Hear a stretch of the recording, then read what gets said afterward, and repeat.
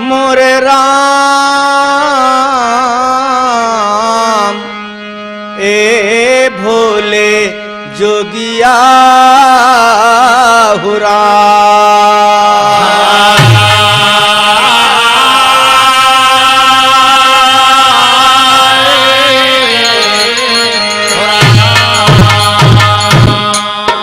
शिव जी रहले यस बरदानी और महिमा ऋषि मुनि सब बखानी। दानी शिव का महिमा जग में अपरंपार।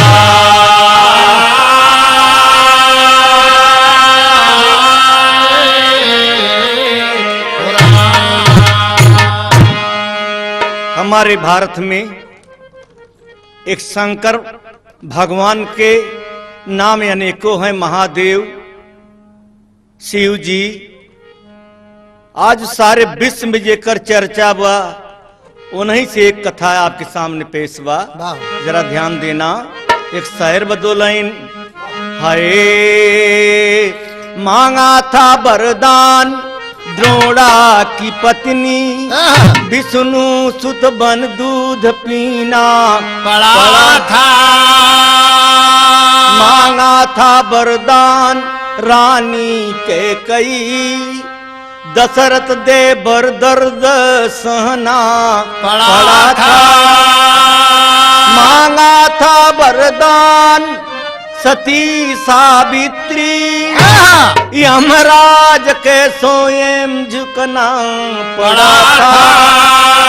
मांगा था वरदान शिव से पुजारन, तूफानी सब पूर्ण करना पड़ा। भैया यही पर एक गजल का टुकड़ा बा।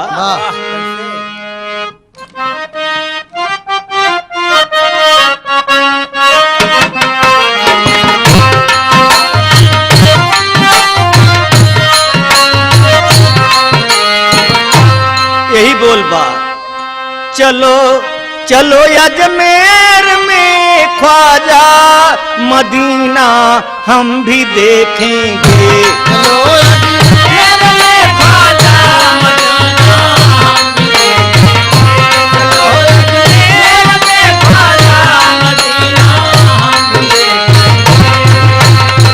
वाह भैया, यही तर्ज में कहना है बाबू। चलो अजमेर में ख्वाजा मदीना हम भी देखेंगे।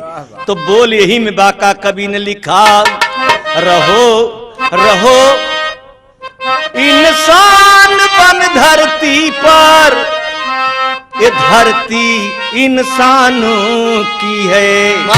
रहो इंसान बन के ये धरती पर, ये धरती इंसानों की है। सब मजहब से बड़ी कीमत सतगुरु पहचानों की है।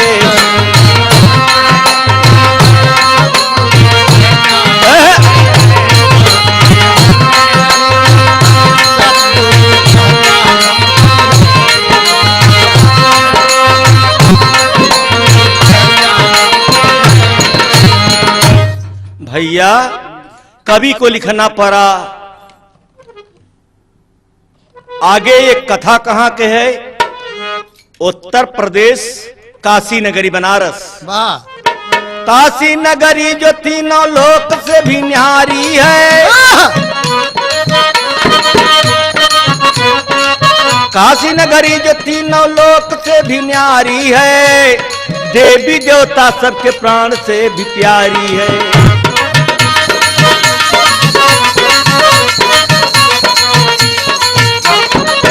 देवी देवता सबके प्राण से भी प्यारी है।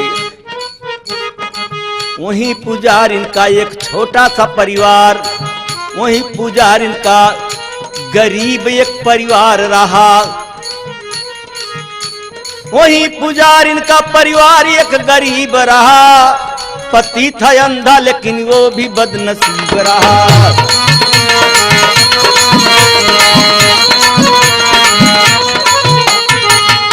पति था अंधा लेकिन वो भी बदनसीब रहा। एक था लड़का जिसकी दुल्हन भी मतवाली थी, दर्द यही था कि उसकी भी गोद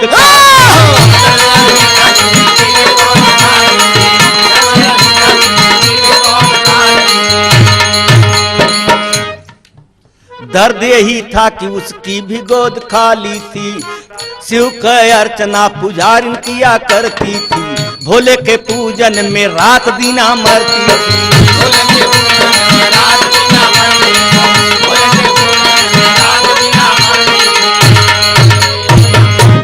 बड़का भैया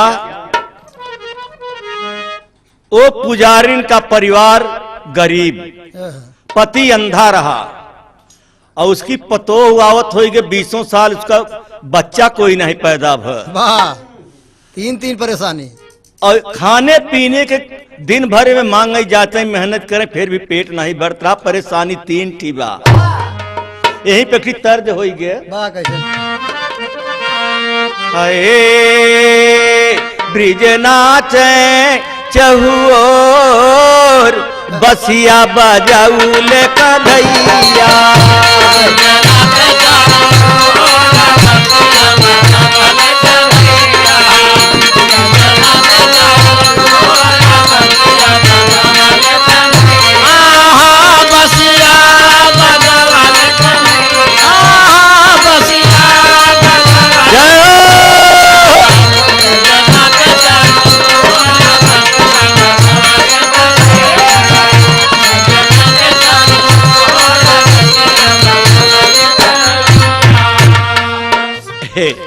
यही तर्ज में कहना बा, जब श्याम जी के बसुरी बजत रही तो सब सखी सब लोग नाच देते रहे। यही बोल में कवि के भाव देना पड़ा एक तर्ज में का। ओ पुजारिन का कहता भोले बाबा का, कहती हूँ कर जोर, कहती हूँ कर जोर, बिनती सुन हो शिवदास।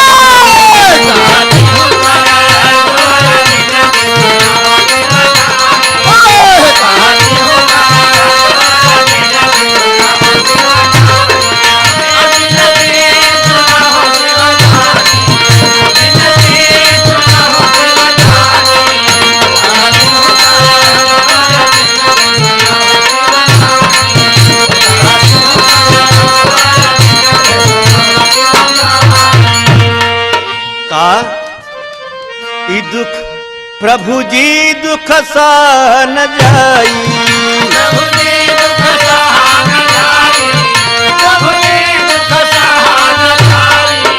दुखिया पर हो सहाई, दुखिया पर हो सहाई, दुखिया पर हो सहाई। दुखिया पर भोले बाबा हम सुनी तो बहुत दयालु है ना आप। वाह, दुखिया पर हो सहाई, नैनन से बहेलोर, नैनन से बहेलोर, बिनती सुनो शिवदानी।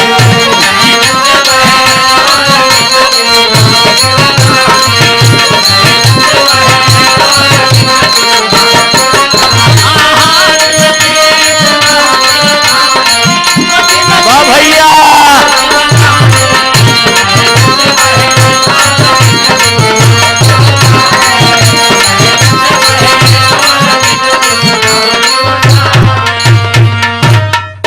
शिव जी मेरा कष्ट हटाओ, शिव जी मेरा कष्ट हटावा, शिव जी मेरा कष्ट हटावा।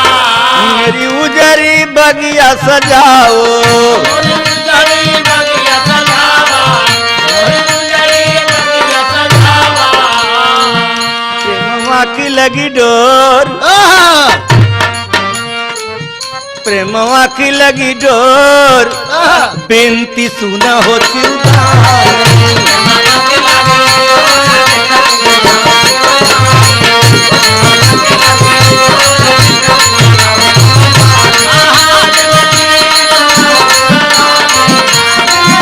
जय हो, जागा हो भैया रे।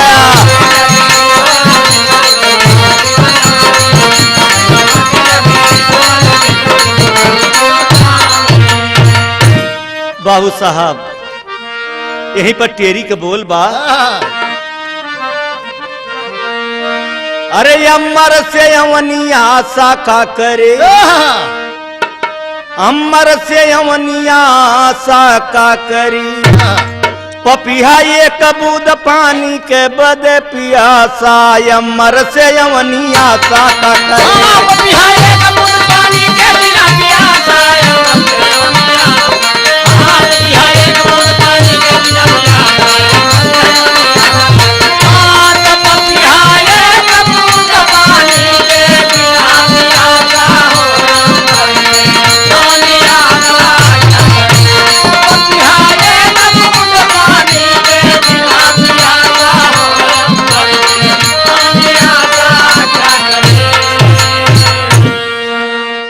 बुढ़िया ओ पुजारिन सोच में रो रही है भोले बाबा का नाम लेके।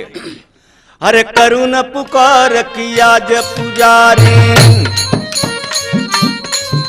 अरे करुण पुकार सुना जब भोला, शिव से रहा न जाई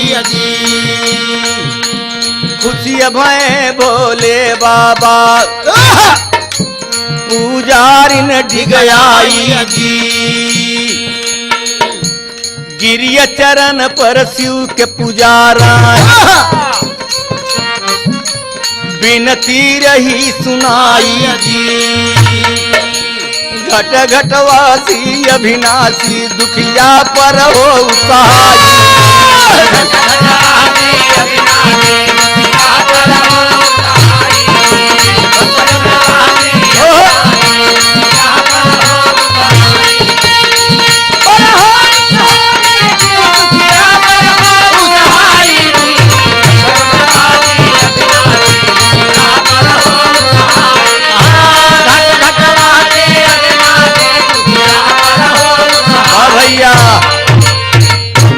घट घटवासी अविनाशी दुखिया पर हो सहाई। भोले बाबा और पुजारिन से बोल दे, कहा बोले कि इतना दिना से तुम तपस्या कर रही हो, बिता ढेर दिन कर तपस्या, सुन ले भगतिन मेरी, मांगो एक वरदान पुजारिन जो इच्छा हो तेरी, अमर से अमनिया आशा का करे। अच्छा महाराज मांगब तब कहा एक वरदान देव तय मांग जौन मांगे के हो। वो सोचत है तकलीफ हमके तीन थी बा। हमार पति अंधा बा, पतोहू के लड़का नहीं बा, और लड़का कमाता पेट नहीं भरता, चली घरे कुछ जुआड़ बनई, पूछी पाछी केकर कार आई बा का मांगी। समस्या तीन थी मांगन बा एक वरदान का। तो कहना का बा, अरे शिव जी पुजारिन चली भवन के मन में लिए दिलासा, अमर से अमनिया का करे। पुजारी चली भवन को मन में लिए दिलासा, अमर से अमनिया, पुजारी चली भवन को मन में लिए दिलासा, पुजारी चली भवन को मन में लिए दिलासा,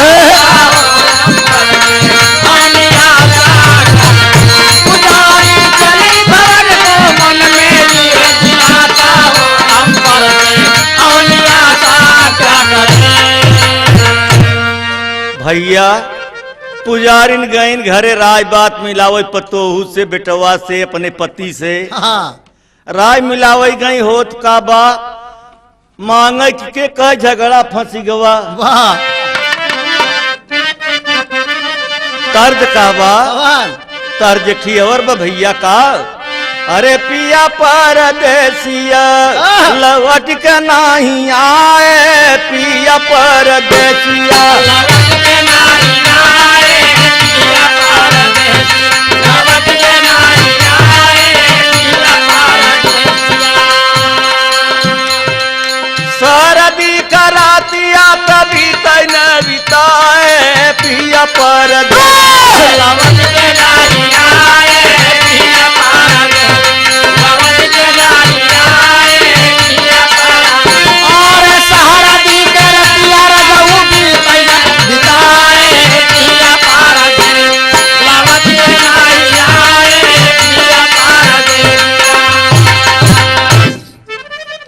बाबू साहब इसी बोल में कहना बा कहा अरे गैली झगड़ाई दूना सासू और पतोहिया गैली झगड़ाई दूना सासू और पतोहिया गैली झगड़ाई सासू और पतोहिया गैली झगड़ाई सासू और पतोहिया सासू और पतोहिया गैली झगड़ाई सासू और पतोहिया गैली झगड़ाई। पुजारी रोवत हैं एक वरदान का भगवान दे जौन झगड़ा लागे चाहता।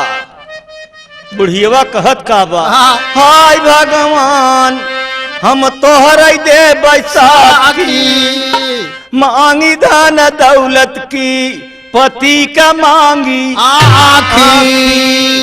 अरे के करबानी मीत हम के करबानी दैया गैली झगड़ाई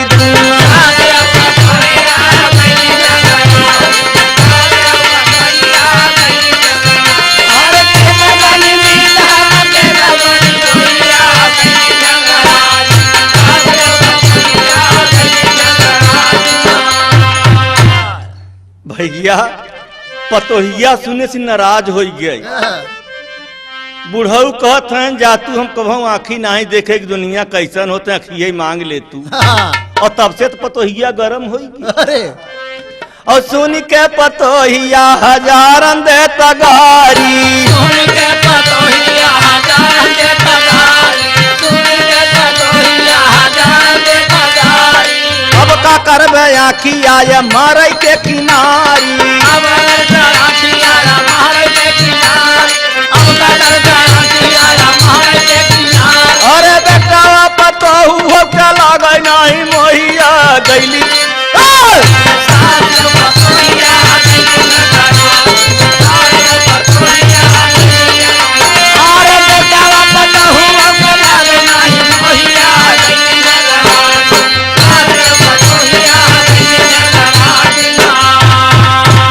भैया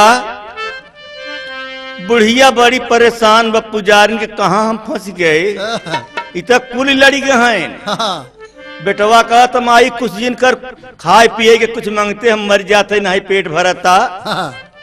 बुढ़ऊ कहे कुछ दिन कर तू अखिया ही मांग पतोहिया कहे कुछ दिन मांगा हमार हमके सब बझिनिया कहती। मेरे दोस्तों कहना वो बूढ़ा कहत कहाइन मेरे दोस्तों बुढ़िया सोचता कि करी तो का करी।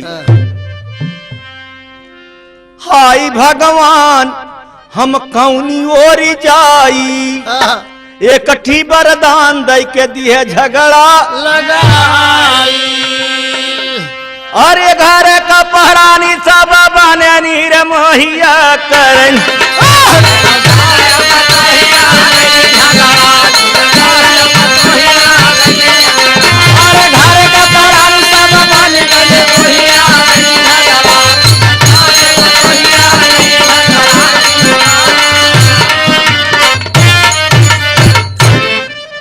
पुजारी रोवत हैं पुजारी दुखित हो रोवत हैं दुल्हन विदेशिया बराम समेत।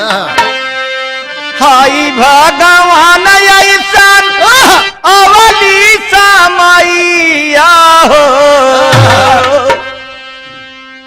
अपन भलाई सब सोचता विधनमा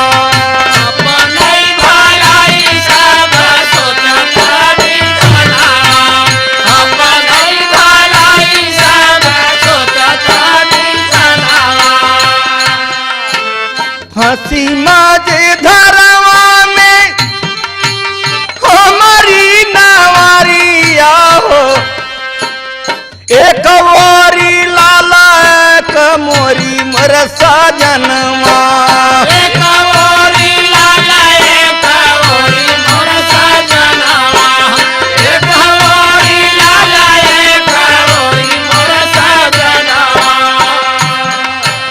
जन्म के अंधा हमारा सजना मारी कबहू सूरतिया न दिखले नयनवा कबहू सूरतिया न दिखले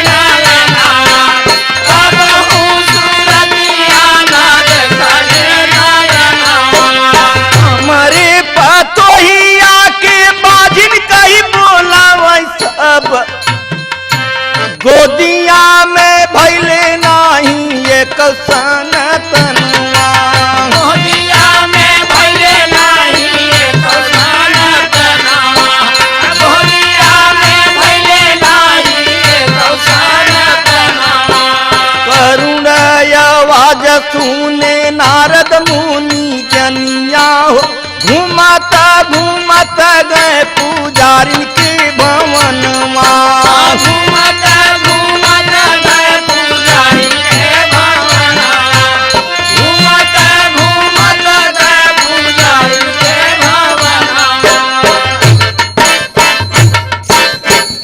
नारायण नारायण ब्रह्म ऋषि नारद का बात है काही झगड़ा भाई काही रोवत हऊ कहीं का कहीं महाराज हम कतऊ ला नहीं भय इससे बढ़िया मौत हमार हो जाए महाराज छुट्टी हो जाए तब तकलीफ तीन थी बा पति आंखी नहीं देखते पतोहू के 20 साल हो गए लड़का नहीं बा और बेटवा मजदूरी करता पेट नहीं भरता तीनों लड़ा है भोले बाबा ढेर दिना पर खुशी भय तेखी वरदान दे कहे न और लड़ा है तीनों मिले कहा मांगी का मांगी कैसे मांगी है अकेला नहीं काम करता है कि नारद ब्रह्म ऋषि ज्ञान देते हैं वाह यहीं पे की तर्ज बा कवन कबो कबो माताएं बहिनाएं गावा करतीन तारे नरियरवा का बारी ऊपर सोम देना लगाई दे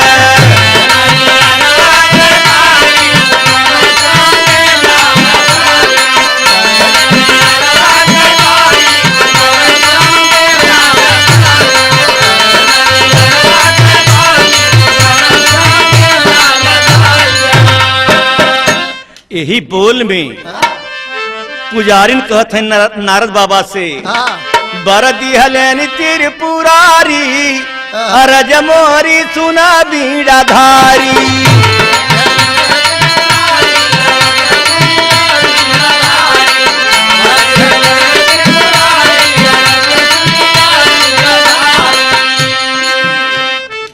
एक म्यान में एक तलवार हो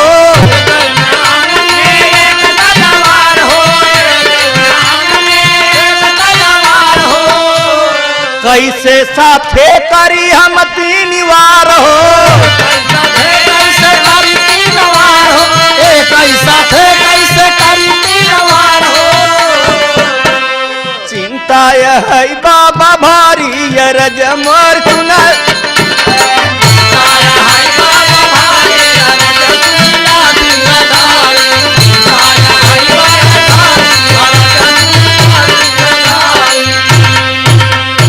बाबा जी हम तो सुने हई तोहरे समान नहीं कोई मुनि जग में महान हो हम ये ज्ञानी के दई दे कुछ ज्ञान हो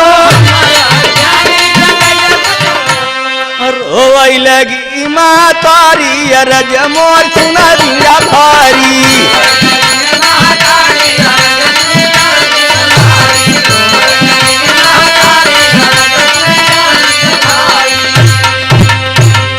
अच्छा माई केहू से भेद बताऊ जिन हाँ हम ज्ञान तो के देत हई परमात्मा की दर्शन कर प्रभु के दर्शन कराए के नारद जी जतन का बताओ थे जुगती वाह दुल्हनिया लाबा अरे माधुरी जबानिया से बोले नारद ज्ञानिया हो रामा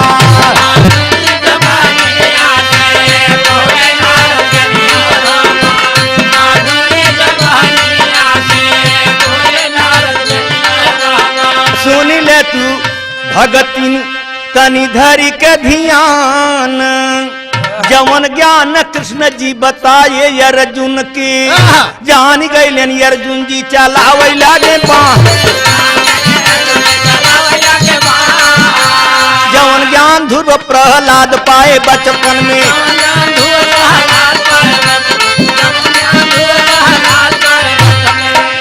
ब्रह्म ऋषि नारद तब दिहल ज्ञान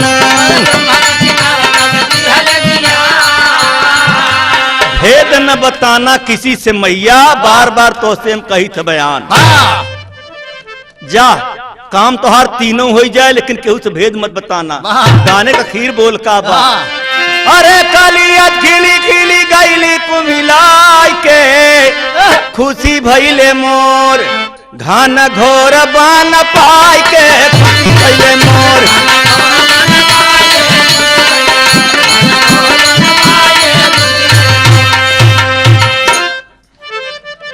बुढ़िया बड़ी खुशी में कहता बाबा हमके एक ही वरदान दे तोहरी बचनिया नाथ सुना जाए नाई खाली और देखे पति नाती खाता सोनावा की थाली।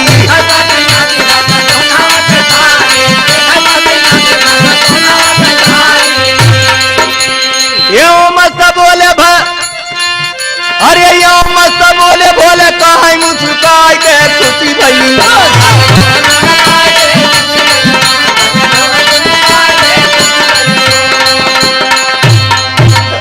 बड़ी खुशियाली एक वरदान में कहे महाराज हमार पति सोने के थारी में अपने नाती के खाद देखाएं।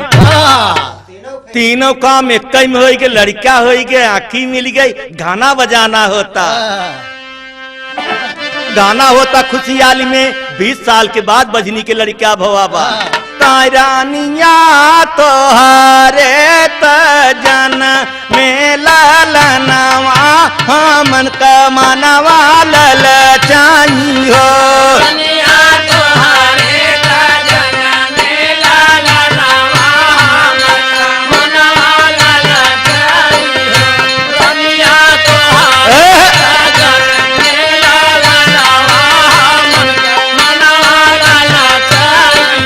अरे सखिया सहेली सब नाम आंगन में नाचाई हो और रनिया रही रही झुलुआ झुला गजब निकला गई हो।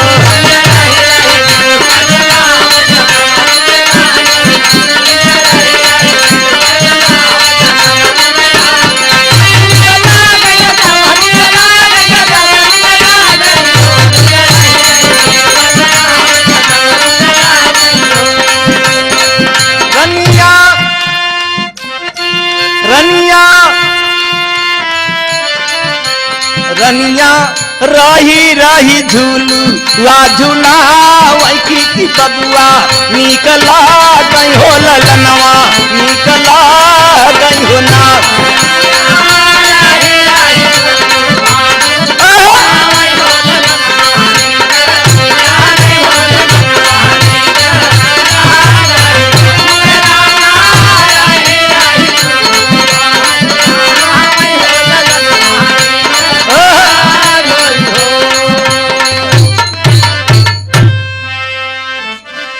एक बुढ़िया के तनी खुशियाली अगल बगल के दिखवैया मार खुशी के मारी गीत बुढ़ऊ का करते। अरे झुलाई रहे झूलना आ जाए वादी झुलाई रहे झूलना आ जाए वादी झुलाई रहे झूलना आ जाए वादी झुलाई रहे झूलना। अरे मौसी उनकर लेके आई घुना घुनवा